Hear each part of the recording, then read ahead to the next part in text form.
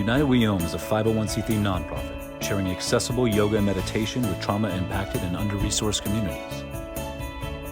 All of our workshops and trainings are offered by donation with no minimum donation. And your donation directly supports our mission of making the benefits of practice available to everyone.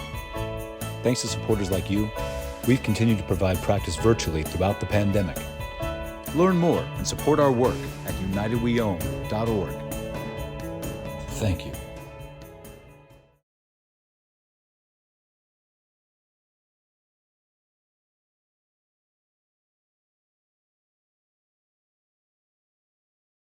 Welcome everyone who's here. I'm Jenny. I'm co-founder of United We Om, and I thank you all first for joining me. This Sangha, even though virtual, feeds my soul personally, and it's beautiful to see all of your faces. And also thank you everybody who's a member, everybody that made any donation if you could. All of the donations continue to support our work sharing yoga with trauma-impacted and under-resourced communities, which our teachers are still doing over Zoom, and it's really beautiful. And it also makes spaces like this available where everybody can join and learn and grow no matter what they can give. So thank you for being amazing in that way too. So today is a long time in the making for me personally. I've been practicing yoga since I was 16, actually. I'm bad at math, so I don't know how many years ago that was. And I've been teaching for almost 20 now, if I can believe it.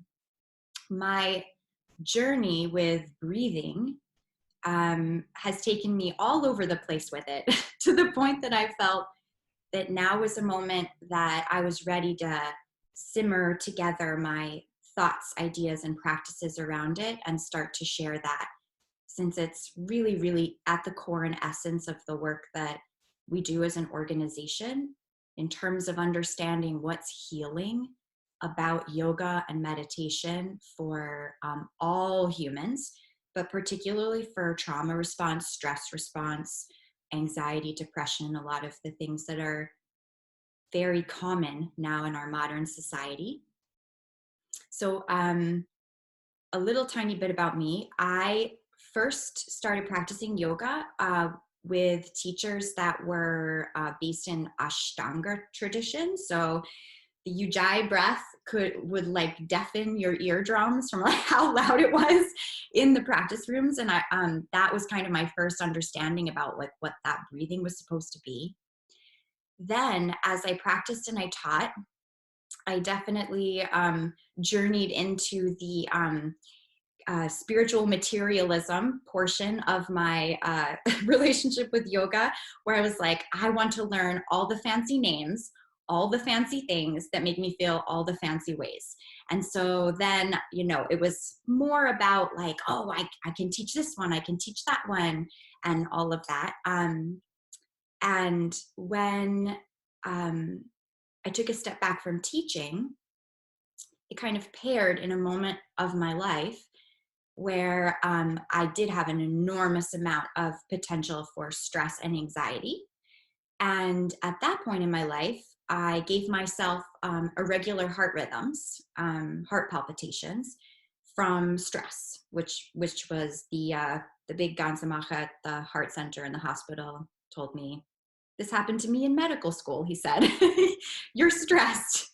And I thought, oh my gosh, I am a yogi. How am I so stressed that I've given myself heart palpitations? It didn't make any sense.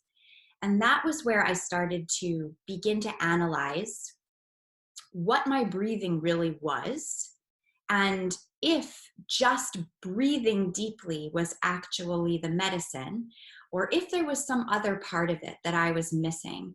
And that's what's kind of led me to my practice and ideas around breathing today. So my thesis for breathing is this, and this is something that I've kind of pulled together from both yogic philosophy and the understanding of physiology. We're going to get into both today. There is a beautiful creature on the earth that we call a horse.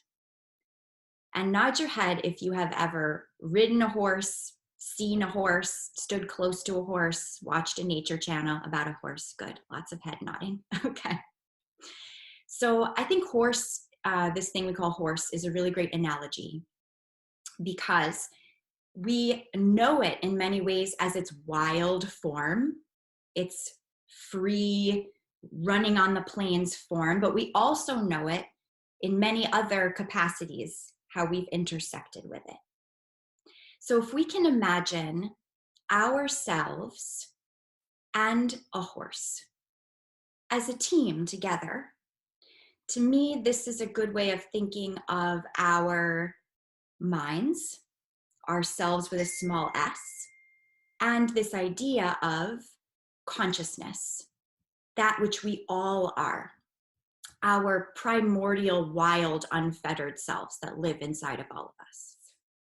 Now, this horse, as we may know, was born how it was in its true essence, but then many of the horses we came to know had lives and journeys. So I used to ride horses when I was a little girl, and if anybody else rode horses or knows any horses, you might have noticed that each horse comes through its life to have its own fears, its own trepidations, its own joys, its own things it loves to do, it doesn't want to do. Anybody ever notice that about a horse? And so this, we could say, is experiencing samskara, or the emotional grooves, the mental grooves, the physical grooves that we gather through our lives as we experience things and respond to them. And some horses have very well-regulated nervous systems. You could do anything and they're totally rock solid. And some horses, not so much. And I had an experience with one of those when I was a girl too. A little, and it's full on total loss of control. So there's a lot of ways that we can land in that idea of samskara, of where we are in this moment based on everything we've experienced. So then we have this interesting thing that we like to do as humans with horses, where we like to braid their hair, and then we want to teach them like how to go trot like this, and then they turn and then they go like this. I think it's called dressage. And in a way, we could say that this training is a partnership between the rider and the horse, and that in some ways, in a constructive way, this training can be a way that we can all, horse and rider, harness this idea of being together in the moment, and that if things come up that the horse might be afraid of, or things that come up that it might make it wild and react, that we can use this training to kind of hone those things into a steadiness, into a channel. But then we can't stop with dressage, because that's not horse, right? We see those horses and their braids and they're doing these beautiful things, but that is not true horse. When we think of true horse, we think of freedom, which is in essence true horse, true being. That's what the purpose of all of these practices are, is a horse set free. But if you take that horse with all of the samskaras, the horse from the riding barn, who is afraid of the gate and who tends to jump backwards when it sees a cricket for whatever reasons, and we set that horse free, that horse can't really truly be free, because that horse will run and then something will spook it and they could really hurt itself. And I've seen horses do that. In order for true horse needs to be able to walk back to its utter essence, where all of those little samskaras don't spook it so much, and it can truly run free. This is the practice of prana ayama. Prana, vital life force.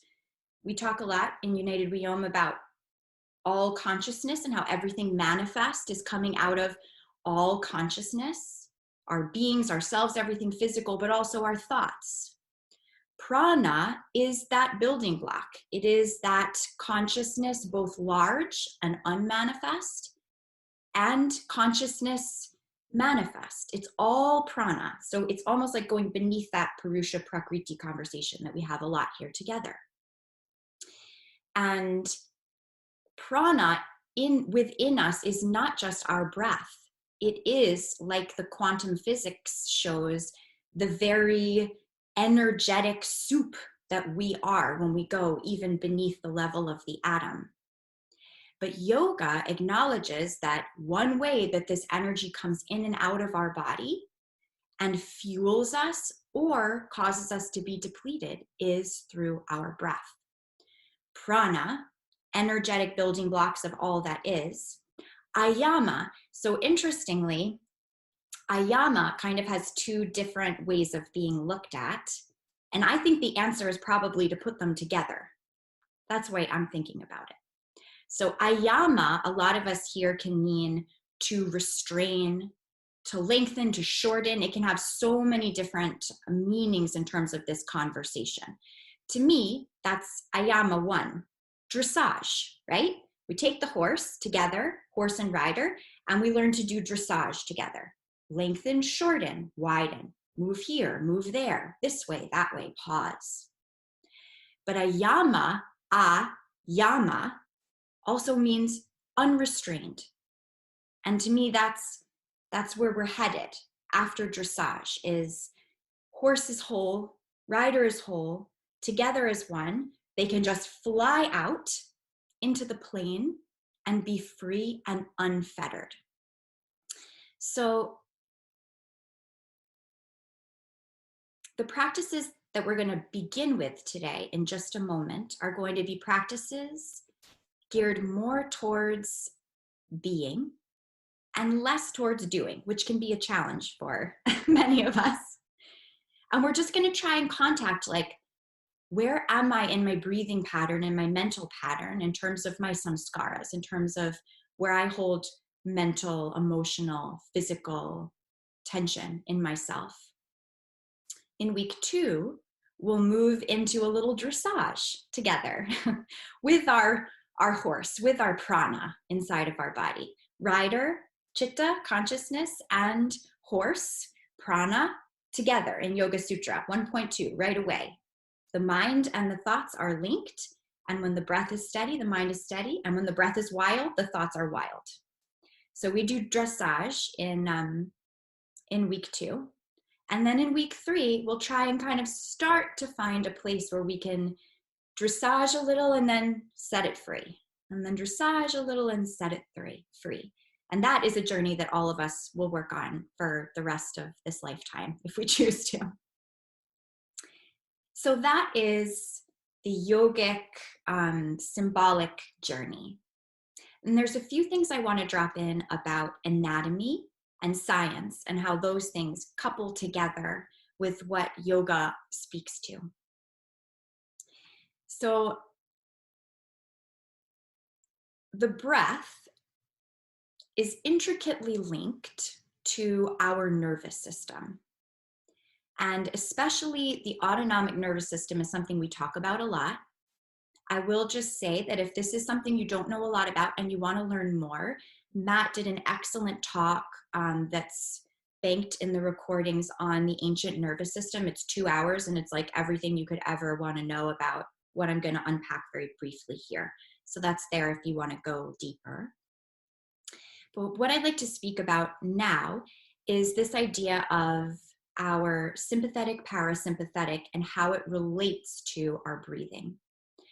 So in our bodies, our autonomic nervous system, there is a truth that our sympathetic nervous system, which is our respond, mobilize, also sometimes thought of fight or flight, is always activated.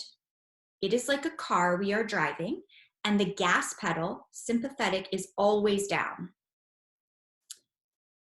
Is that hard for anybody to wrap their heads around? The first time I heard that, I was like, whoa! So without our parasympathetic nervous system, or our brake pedal, and sometimes our emergency brake, our heart would beat something over 120 beats per minute, like naturally. We are always wired to mobilize. This kept us safe, which makes a lot of sense. Our parasympathetic nervous system is what taps our autonomic nervous system on every exhale that says like, okay, we're good, slow down. Okay, we're good, slow down. We can feel this happening in our very own body if you'd like to give it a try. It's called heart rate variability.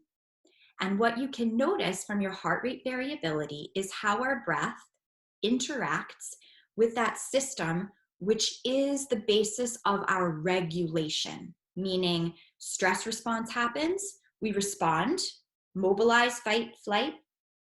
It's over, we're able to come back into that rhythm of homeostasis.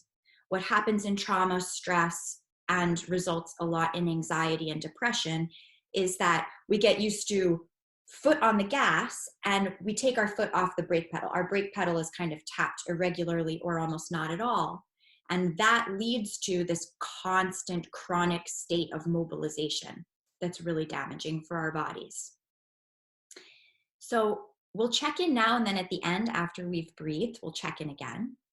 If you'd like to join me, you can take fingers and find your pulse, either in your neck or on your wrist. And you can let your gaze be open, or you could let your gaze soften or close. And I invite you to notice the rhythm of your pulse as you breathe in, and the rhythm of your pulse as you breathe out.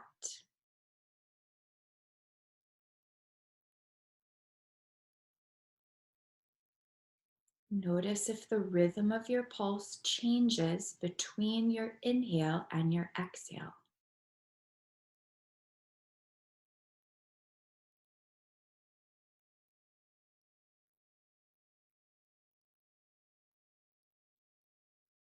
You can let that go when you're ready.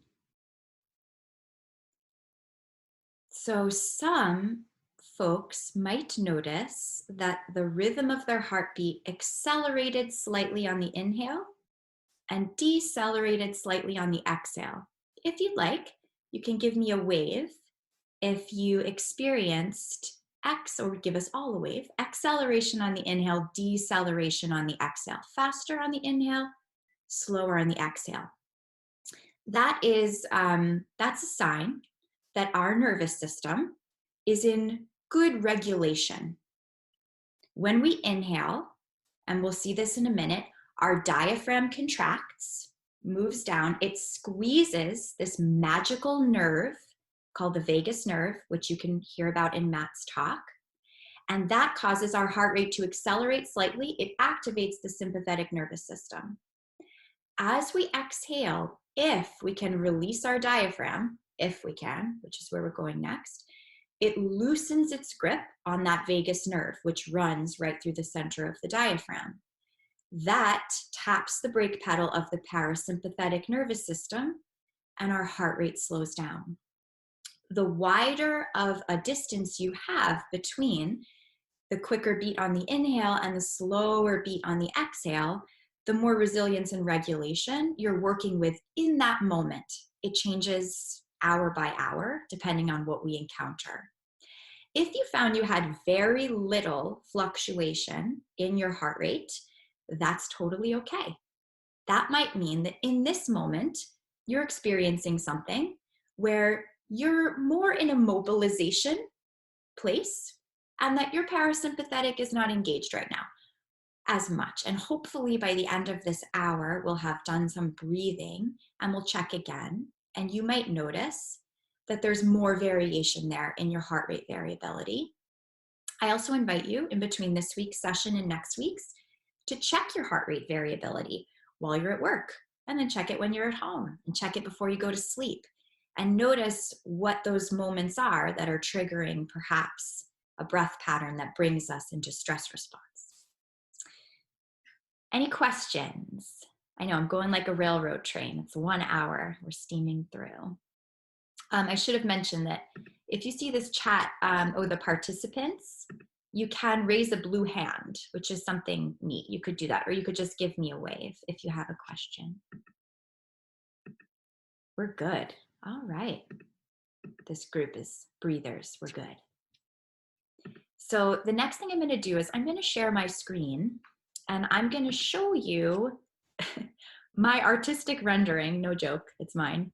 Turns out pictures of anatomy are really expensive, and I didn't really want to spend programming money on that. So now where is it? Oh no, Jenny. There it is. Okay. Can everybody see? Somebody unmute yourself and let me know if you can see this picture I drew of the diaphragm. I could see it. It's Yeah. a beautiful drawing. Great, thank you. Okay, so here is our diaphragm. It connects along the base of the ribs, up along the front of the rib cage to the front of the sternum and around. This most of us know. What's interesting is these pieces here called the crura, or the roots of the diaphragm.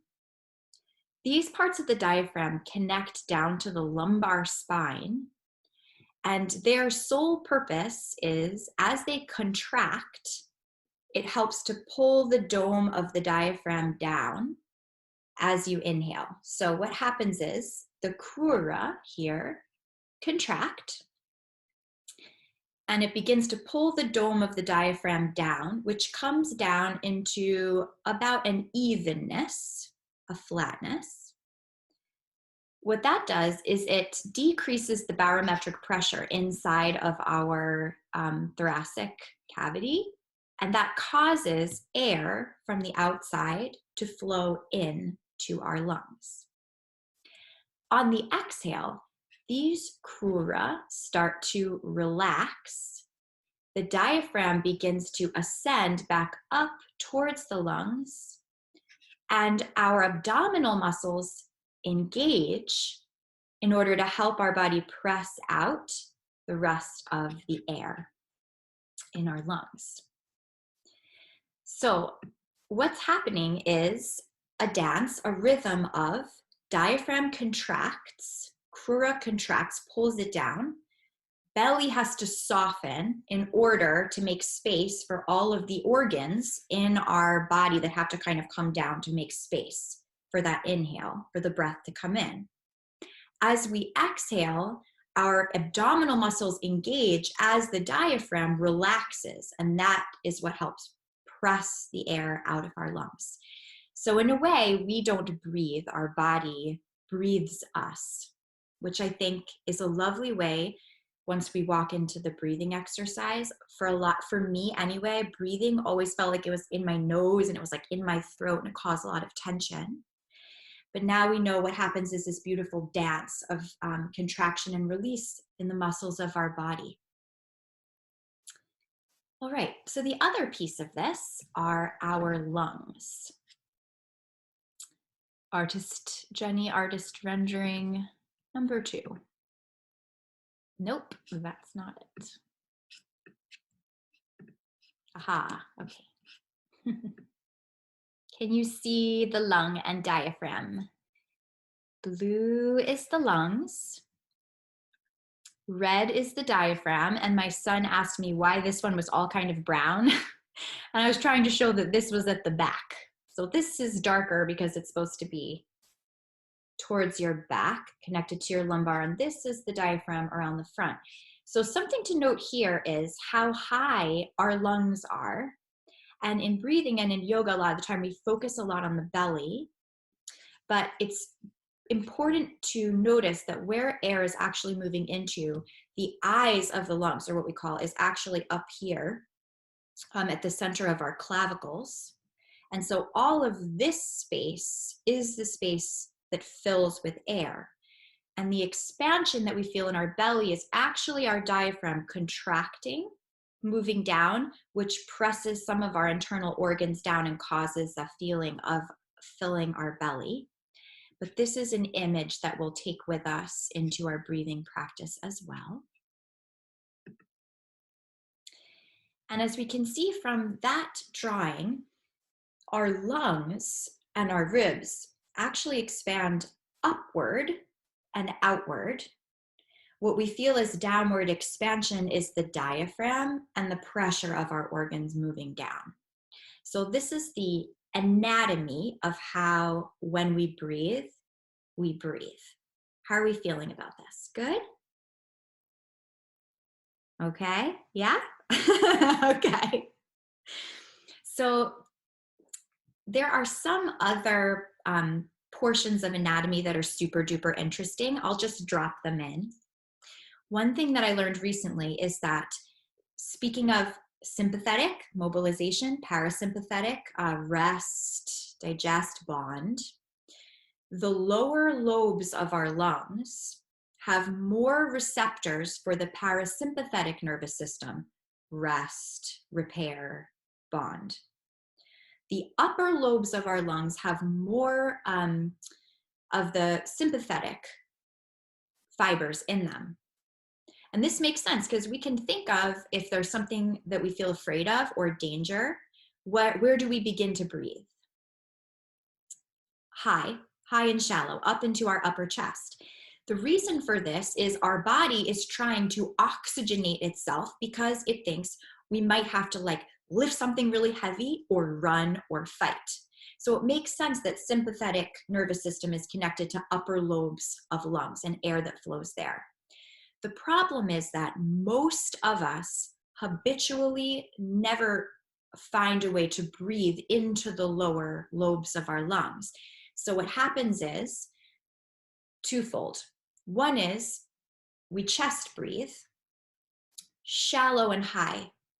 This can over-oxygenate our blood, put us out of balance. Carbon dioxide and oxygen do this unbelievably cool dance inside of our body. We need them both. When we're actually chronically over-oxygenating our blood. And the other thing that's happening is we're sending a signal through our nervous system to our brains that there's danger. And along with that, not only our breath is affected, our heart rate, inflammation in our body, digestion halts, all of that stuff that comes along with thinking that you're about to face something dangerous. So what's really important in pranayama and breathing for everybody is to start to find a way to make space to not only breathe down into the lower lobes of the lungs, but to also slow our exhale, which also has an effect on triggering parasympathetic, healing, calming energy in our body. But also we have to be able to move our ribs and our diaphragm. We can see why this would be really important. There's a couple things that happen in our modern culture, both yoga culture and culture in general, that are really inhibiting our ability to do this. This is where dressage comes in. We have to train ourselves a little bit. So locked diaphragm is something that I've experienced and that I've heard shared and described from so many other humans. Trauma and stress can cause our diaphragm to lock its way up high, and this negative feedback loop of I'm breathing up here, which is telling my body that I'm in danger, so my sympathetic is activated and we're not releasing that diaphragm because we're oxygenating because something's about to happen, and we really lose the ability to let the diaphragm drop down and contract. So that's one aspect of this locked diaphragm. And if our diaphragm is locked, we really can't take those deep breaths down into the lower lobes of the lungs. And we can't slow it very well either. The other thing that is happening is yoga culture, this fabulous thing called Uddiyana Bandha, where we're all like constantly told to draw our belly button up and back and to keep it there. And this feeling of like, I'm doing this. But what that does is, remember, the diaphragm and the abdominal muscles have to dance together. So if the abdominal muscles are always contracted, the diaphragm is staying lifted. That's their relationship. When the diaphragm contracts, the abdominal muscles release to make room for the organs to move down. Then the abdominal muscles contract, and that helps the diaphragm lift up. So if you think about those statues of the Buddhas, like Hotai Buddha, and they're like, yay, and they have this big Buddha belly. So something we're going to hone over the next 3 weeks is this balance between releasing our abdominal muscles like a Buddha belly, and then feeling when their moment is to engage. And the other part, and we could say this goes beyond yoga culture to like modern body image culture about like having a six pack or like having a thin waist and all that stuff. It's the same negative feedback loop where many people spend their whole day sucking their belly in, and then they're putting themselves into a stress response automatically, pretty much. And then the last aspect of this is we're sitting all the time. We're sitting and we're driving, and we're not doing a lot of movement like we normally would have. And so all of our intercostal muscles, all the muscles that knit in between our ribs and up into our shoulder yoke, they get tight, tight, tight, tight, tight.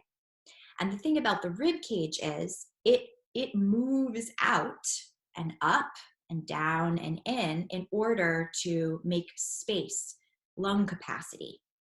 And almost all the articulation happens at the point that the ribs join our vertebrae in the back. So when we think about a lot of common complaints, is backache a big one that we hear all the time, or we feel my back is tight, I have a backache. We see this all the time and it doesn't move.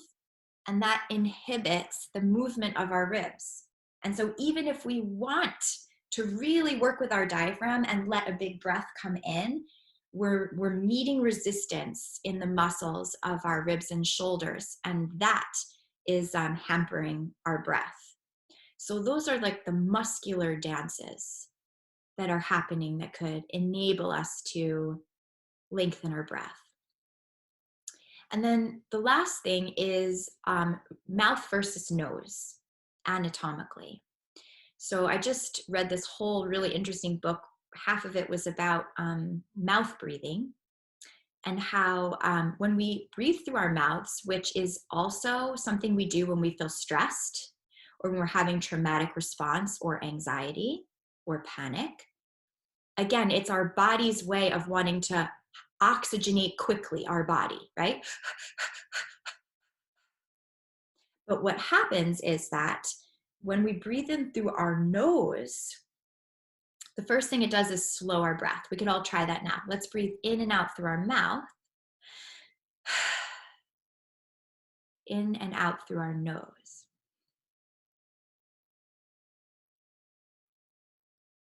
Huge difference there already. When we breathe in and out through our nose, it actually helps to keep muscular structure of our sinuses and all the tubes that air moves through our head, which there are miles and miles of if we unfurled them. And when we begin to breathe habitually through our mouths, it actually causes a muscular collapse of all of those sinus cavities and breathing tubes and the muscle structure to hold it up. So it can feel hard to begin to breathe through the nose, like almost like we're chronically congested. So when we can, we're going to breathe in and out through the nose. Any questions? Anything coming up? Anything that went by too fast? You can give me a wave. You can raise your blue hand, or you could just unmute yourself and ask. That's good too. All right. Got some advanced folks here taking in all this major information. Well done, everybody. Okay. Everybody's ready. Yeah, question? Yeah, is there a time where you would contract your abdominals as you inhale? I've been in classes where that is a practice. As you inhale. As you inhale, you're contracting with the inhale and exhale. They focus on it because you'll naturally expand your abdominals when you inhale. But this time they're saying contract it so you really activate the lower, the parasympathetic area where the nervous system resides in the base of the rib cage. As you inhale. As you inhale. Is there ever a benefit to that? Anatomically, now, again, I don't know everything, and it's a real joy I've learned in my life to say perhaps. specifically, if we're also here talking about traumatic response, anxiety, stress, I would say that as little contraction as possible in general everywhere is going to serve best. Um, and in everything that I've read, I'm struggling to pull uh, any reference to Uddiyana Bandha, which is what we're talking about, belly button up and in, during the inhale. It just anatomically doesn't make a lot of sense. Now, this whole idea of the hold, the pause, we're going to explore a little today. There are practices of bandhas and locks, which I'm not even sure we're going to touch into in this, because in my practice of sharing breathing with lots of folks, but particularly folks that are working through trauma, stress, and mental illness, retention and contraction is something that is living there as a response to life, a habitual response to life.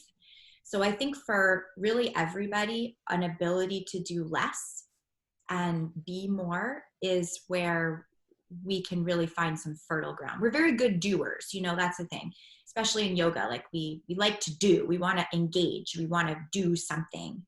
And I think that I will think about it before next week. And if I come across anything, we'll touch Thank on you. that. Thank you. Yes, thanks for the question. So are we ready to breathe a little? Yeah, maybe. So when we breathe, a lot of the time we are sitting in a yoga class, maybe. But interestingly, it makes breathing challenging. And we're going to do just a little simple movement here. Weeks 2 and 3, we're going to do a little more movement because we will have this talking part behind us and we'll have more time for practice. You can be sitting. If you're just being called to lay down on the ground, though, you could go now, anywhere that feels comfortable. I don't have to be able to see you. You could turn your camera off if you like. Or you could stay sitting if you feel happy about that right now. And you could always change back and forth in between. So we'll start by just creating a little space in our intercostal muscles. If you decide to lie on your back, you can place your feet flat on the floor with your knees bent and take a twist, letting your knees relax to the left. And if you're in a chair, you can let your right arm rise up and overhead. And as you come over to the side, think less about going far and think more about creating space in between each of the ribs. And then notice if you can send your breath into the right side of your torso, into your right ribs. And notice what happens, the action of the ribs as they snuggle back into center on the exhale.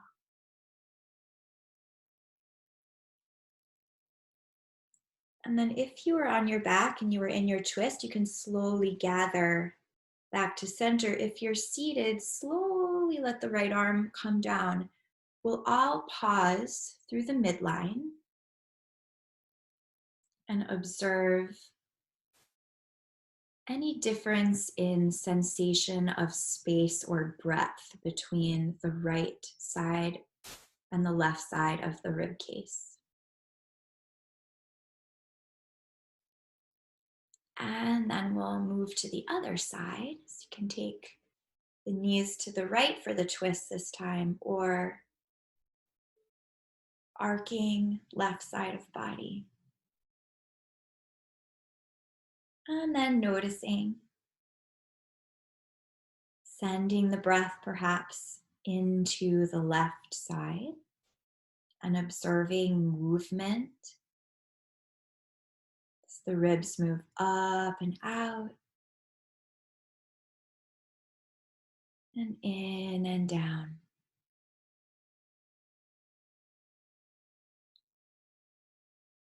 And then slowly coming back to center, to neutral.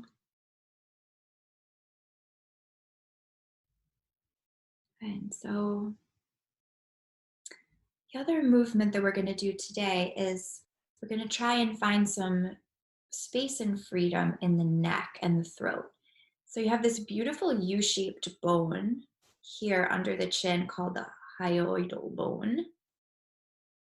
And then we have an axis at the back of the neck, and our skull kind of sits beautifully on this midline. And a way that you can find what feels like a balanced neutral is by slowly nodding your head. Yes. Yes. Yes. You can do this if you're on the floor too. And then when you find a place that feels like ease and balance, you can pause there. And then a little tiny smile through the lips as your tongue spreads and releases down. Notice any space in the soft palate created by a gentle smile.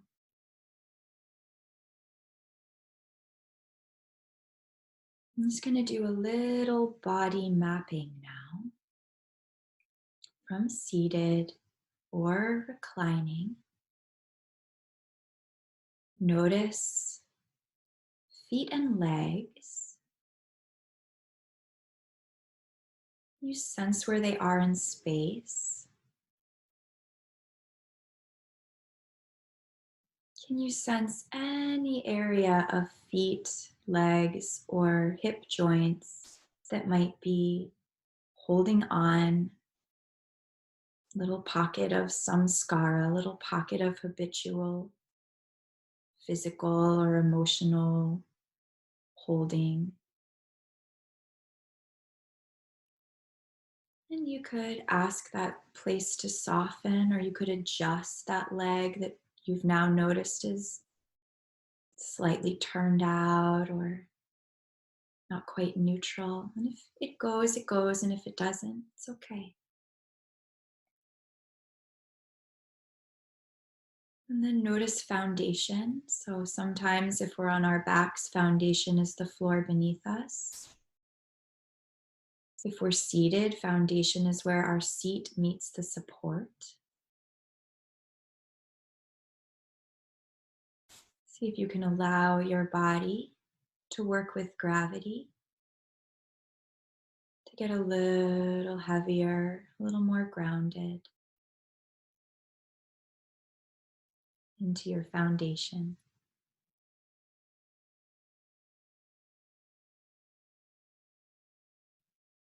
Can think, whether on the back or seated, of the spine. We sometimes picture it very close to the back of our body, but the front of the spine actually moves on axis with the heart, closer to the center of our torso. You can imagine the curve of the spine, front and back, rising. If you're seated, you can feel the front of the spine lengthening, the part closest to your center. And the back of the spine moving downwards towards your tailbone, towards your heels.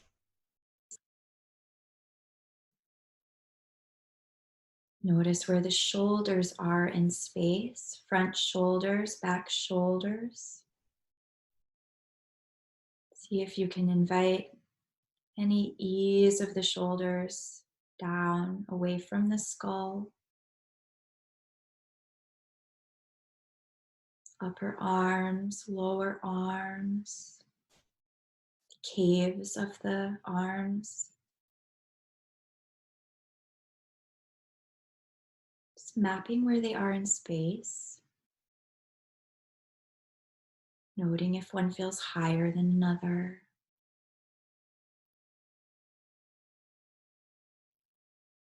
Back of the head, remembering the openness of the throat channel. You can nod gently yes if you feel it's closed off on you, or bring that gentle smile to your lips, lightness through the soft palate.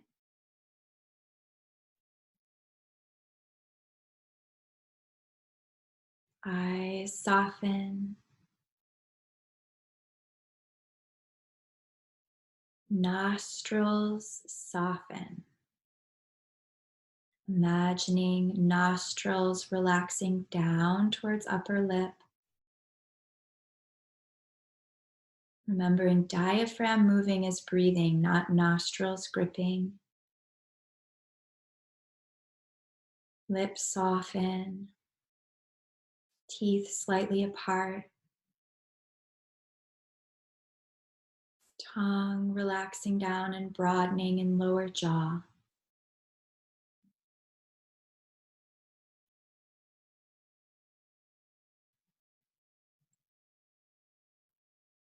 Now checking in with the nose. Feeling temperature of inhale, perhaps imagining inhale moves in towards the inner part of the nose. Exhale, imagine you feel moving out close to the outer sides of the nose and nostril.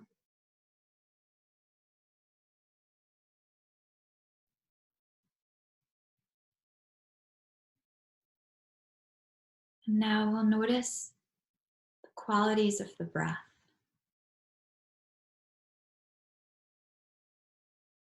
As your breath flows naturally on its own, this is getting to know our horse, getting to know its fears, getting to know its tensions with love.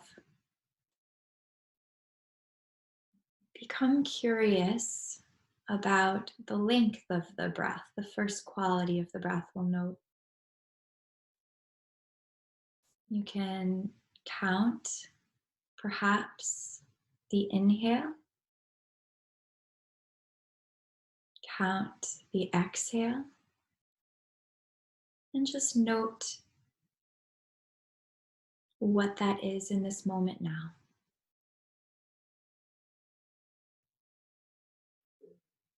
It's building relationship with your everyday breath.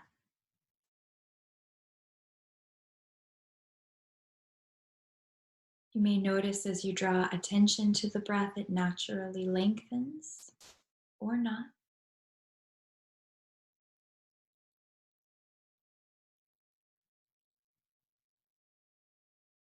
And the next quality of the breath we'll notice is texture.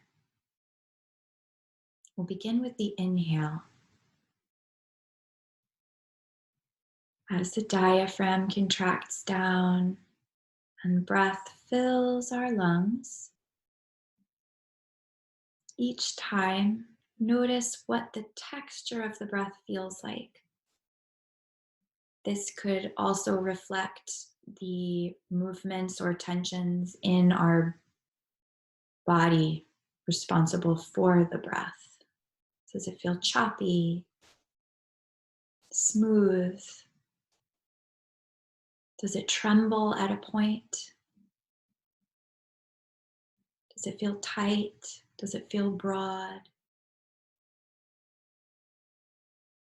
How does it change from one inhale to the next inhale?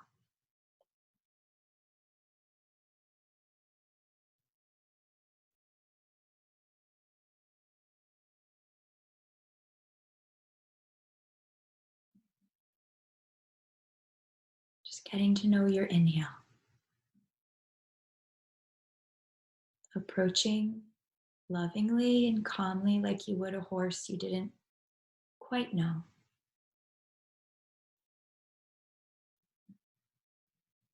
Now let's shift our focus to our exhale.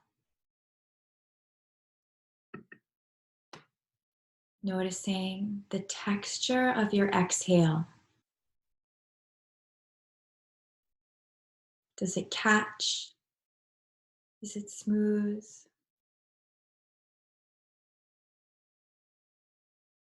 Does it quiver, tremble?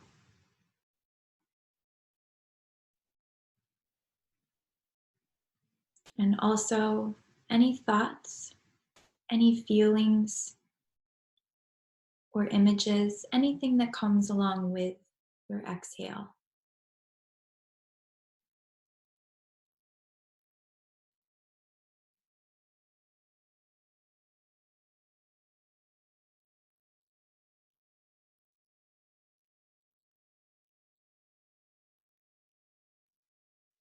Now we'll bring our attention to both sides of the breath, inhale and exhale as it flows on its own. And we'll bring our awareness to the quality of the breath, of space, where the breath is. I like to begin with feeling any movement on my inhale and exhale in the space below my navel.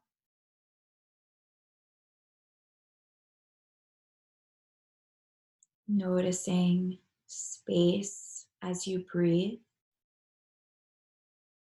Any movement or texture in the space below the navel. Can you feel abdominal muscles gripping, unwilling to relax? Does it feel very spacious?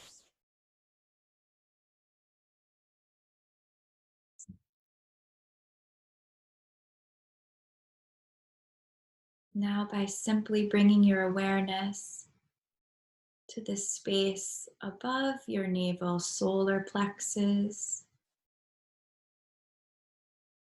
and then middle sternum, so front of the rib case, side of the rib case, back of the rib case. Notice if you can feel breath flow in and out of this location.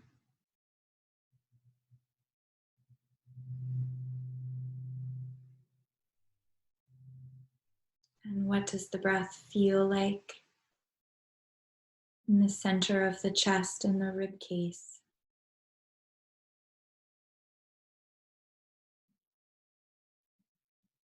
Maybe can you notice breathing in to the right lung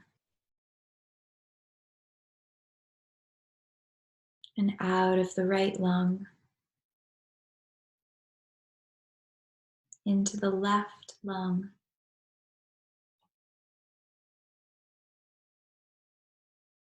out of the left lung.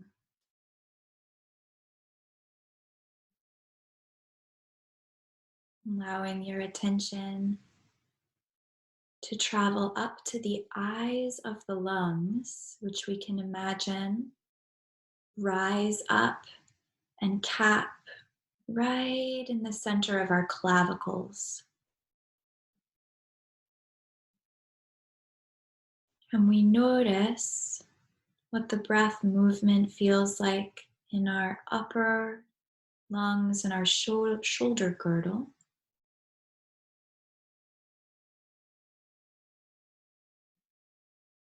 Notice if the throat and jaw want to become involved with the breathing. Perhaps soften muscles of tongue, jaw, and throat, remembering the diaphragm and abdominals are moving the breath. Maybe it feels helpful to imagine that you're breathing in from the eyes of the lungs, space in between muscles of the shoulders and the clavicles.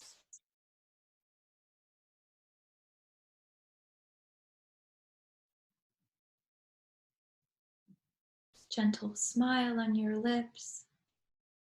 Witness the breath flowing in and out.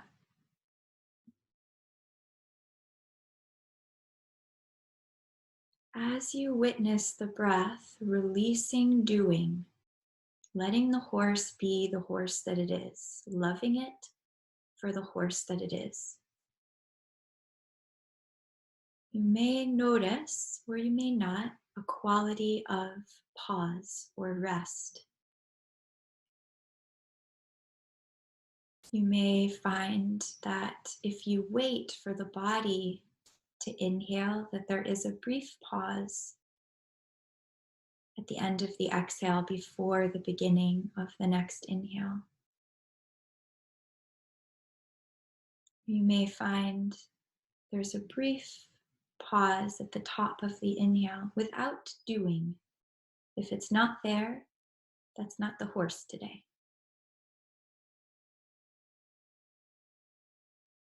And notice, as Patanjali describes, as your breath steadies, perhaps your mind has steadied, your thoughts, emotions, planning. And if you found a pause, notice in that pause if the quality of your mind perhaps becomes even stiller, even clearer.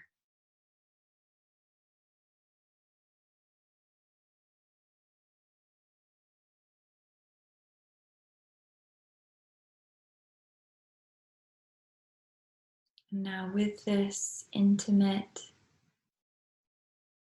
relationship, horse and rider, perhaps you would like to slide your fingers to your pulse point one more time.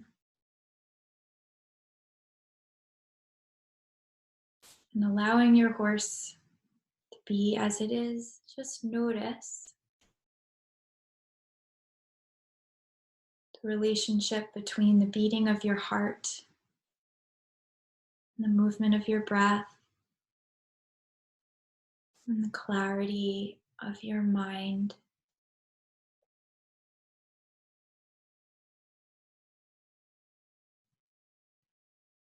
Notice any changes in the tempo.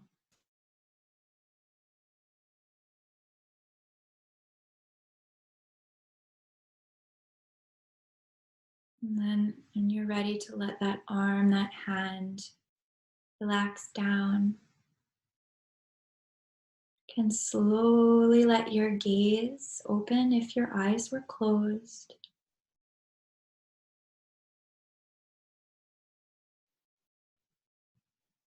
And slowly come back to each other through the screen.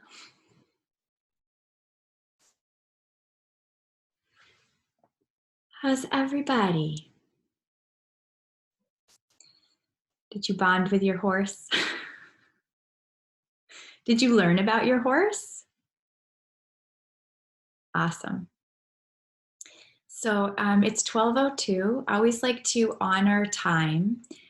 This 1 hour time is new to me. It's shorter than I'm used to. So what I'm going to offer is we'll conclude here together in just 30 seconds. And then I'm going to stay on for about 10 to 12 minutes in case anybody wants to discuss anything that came up, any questions. And everybody that's ready to leave and go on with their day is welcome to do that. And each week the recordings will be emailed to you as they're edited, so you have the chance to practice again with it before next week.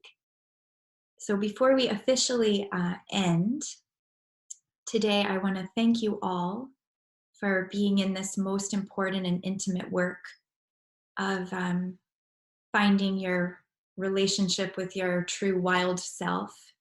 Because as we know in this work, only when we do that for ourselves are we able to move that work out into the world around us. It all starts with us. So I invite you anytime during the day that feels right to come and visit your horse for 10 to 15 minutes, just like this. And then next week we'll come back together, us and our horse, and practice a little giddy up. All right. I love you all. I'm going to stay. You're welcome to go. Have a beautiful day. And if you don't stay, I will see you next week.